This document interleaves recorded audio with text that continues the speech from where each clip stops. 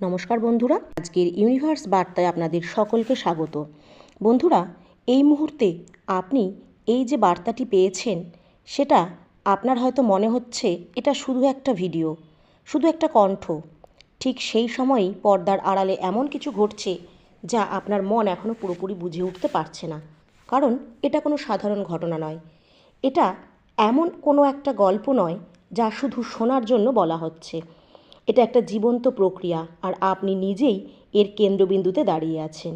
আর যদি আপনি সত্যি মন দিয়ে এটা শুনে থাকেন, তবে আপনার ভেতরে কোথাও হালকা একটা কম্পন আপনি অনুভব করতে পারবেন, যেন কোনো সত্যি ধীরে ধীরে ওপরে উঠে আসছে। এই সময় কোথাও বন্ধ দরজার আড়ালে এমন জায়গায় এখনও আলো পুরোপুরি পৌঁছায় না আর শব্দ বাইরে আসে না, সেখানে একটা জরুরি বৈঠক চলছে। এমন একটা সভা যেখানে সাধারণত যারা কখনো একসঙ্গে বসে না, আজ বাধ্য হয়েই তারা একসাথে বসেছে।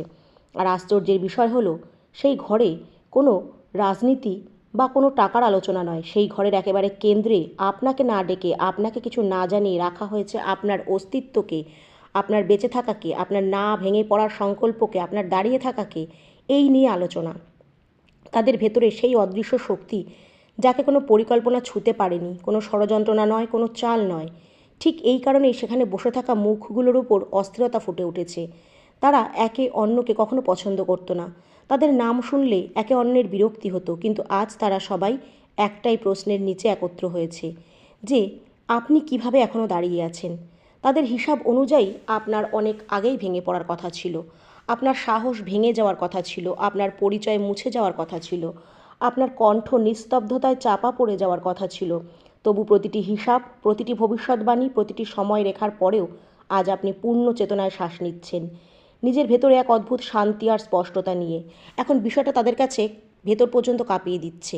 তারা বুঝতে পারছে না যে তারা কিভাবে এই কৌশলের সাথে লড়াই করবে। তারা বুঝেছে এটা এখন আর শুধু মানবীয় কৌশলের লড়াই নেই, এটা সেই স্তরে পৌঁছে গেছে যেখানে অদৃশ্য শক্তিগুলো হস্তক্ষেপ করে। সত্যিটা হলো, আপনাকে কাকতালীয়ভাবে বাঁচানো হয়নি, ভুলবশত ছেড়ে দেওয়া হয়নি। আপনার দাঁড়িয়ে থাকার অনেক আগেই নির্ধারিত ছিল।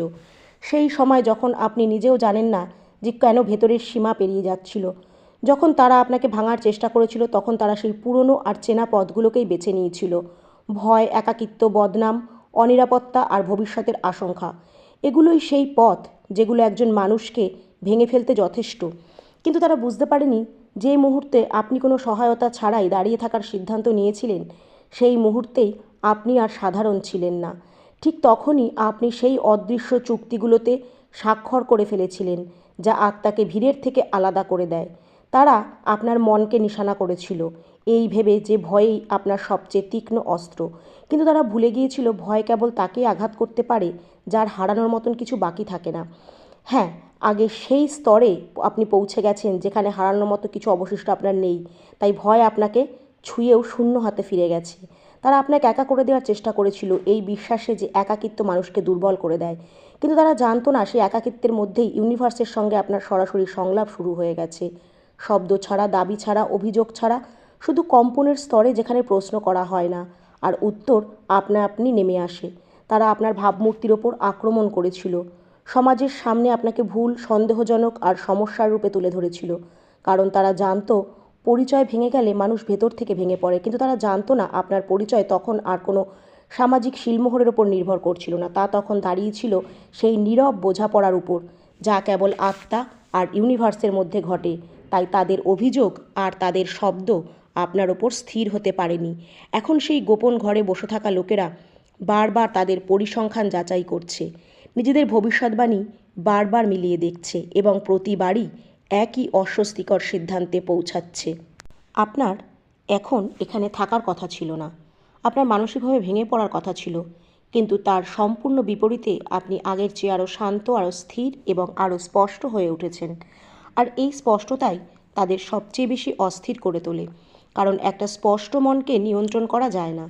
তারা বোঝার চেষ্টা করছে আপনার ভেতরে কোন শক্তিটি সক্রিয় হয়ে উঠেছে, যা প্রতিটি নেতিবাচক শক্তিকে ভেঙে দিচ্ছে, তার উৎসে ফিরিয়ে দিচ্ছে, যা প্রতিটি ষড়যন্ত্রকে নিঃশব্দে নিষ্ক্রিয় করে দিচ্ছে, যা প্রতিটি আক্রমণকে কোনো প্রতিক্রিয়া ছাড়াই শূন্যে মিলিয়ে দিচ্ছে।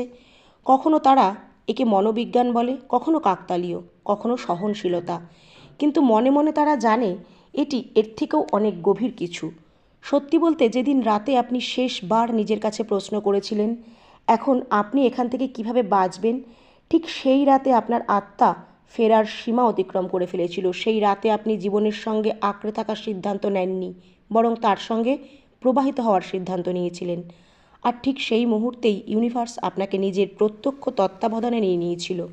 কারণ যে আত্মা নিয়ন্ত্রণ ছেড়ে দিতে পারে সেই আত্মাই প্রকৃত অর্থে সুরক্ষিত থাকে। এখনই গল্প আর শুধু তাদের পরিকল্পনার ব্যর্থতার গল্প নয়, এটা একটা নীরব বিজয়ের গল্প হয়ে উঠেছে। এমন এক বিজয় যা না সংবাদপত্রে ছাপা হয়, না মঞ্চ থেকে ঘোষণা করা হয়। এই বিজয় ঘটে ভেতরে গভীর, স্থায়ী এবং শান্তভাবে। আর এই শান্তি এখন আপনার সবচেয়ে বড় ঢাল হয়ে উঠেছে। আপনার চোখে এখন আর কোনো প্রতিক্রিয়া নেই, সেখানে আছে শুধু বোঝাপড়া। আর সেই বোঝাপড়াই তাদের জন্য সবচেয়ে ভয়ঙ্কর, যারা ছলনা ও প্রতারণার মধ্যে বেঁচে থাকে। এই নীরব বিজয়ের পর আরেকটি স্তর ধীরে ধীরে প্রকাশ পেতে শুরু করে। এমন একটা স্তর যাকে শব্দে ধরা সহজ নয়, কিন্তু যাকে আপনি ভেতরে সম্পূর্ণ স্পষ্টতার সঙ্গে অনুভব করতে পারেন।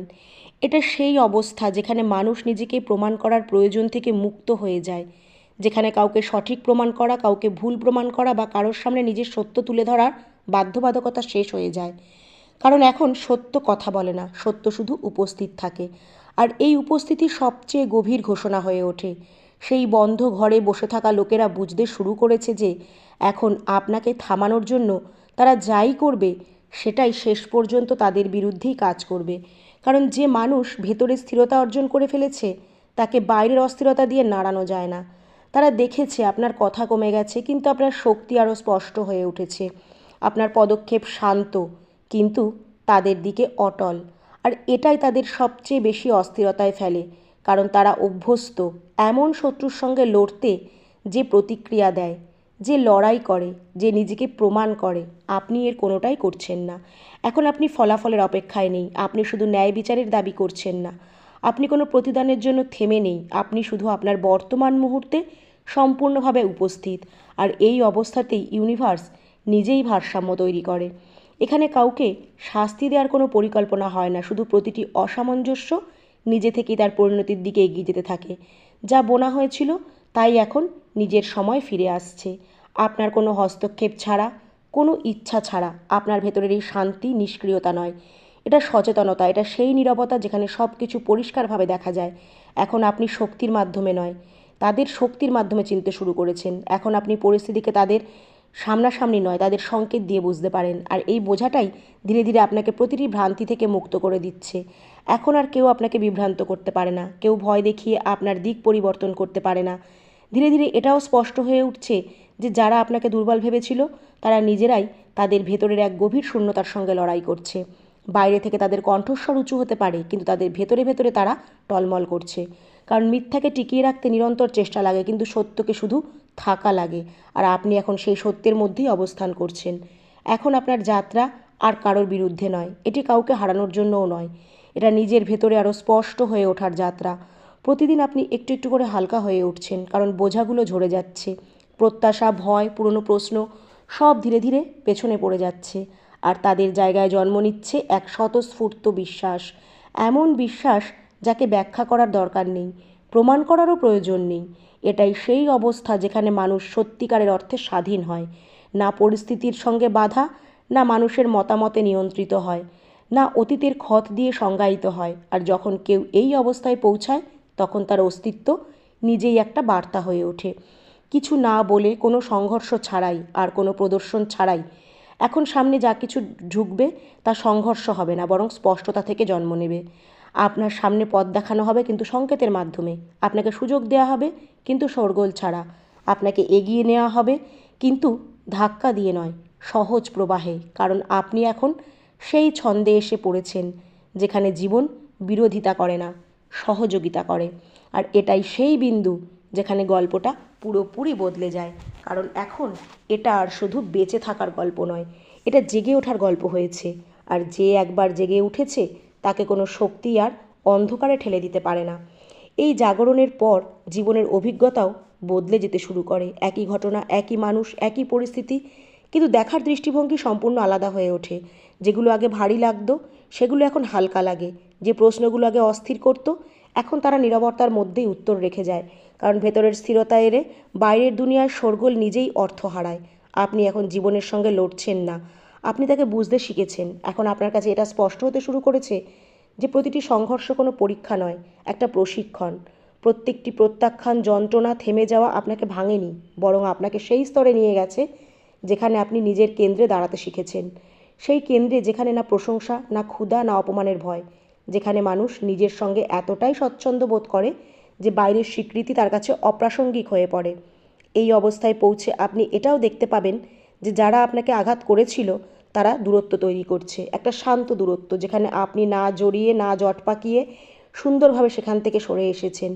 এই চেতনার স্তর থেকে, এই আচরণ থেকে যত দূর পর্যন্ত আপনি পৌঁছাতে চেয়েছেন তত দূর আপনি পৌঁছেছেন। আপনার সিদ্ধান্তগুলো এখন আর তাড়াহুড়ো থেকে আসে না, ভয় থেকেও জন্ম নেয় না, সেগুলো আসে ভেতরের স্পষ্টতা থেকে। কারণ আপনি ইউনিভার্সের আশীর্বাদ ধন্য। তাই ইউনিভার্সের ওপর ভরসা রাখুন আর কমেন্টে লিখুন, থ্যাংক ইউ ইউনিভার্স।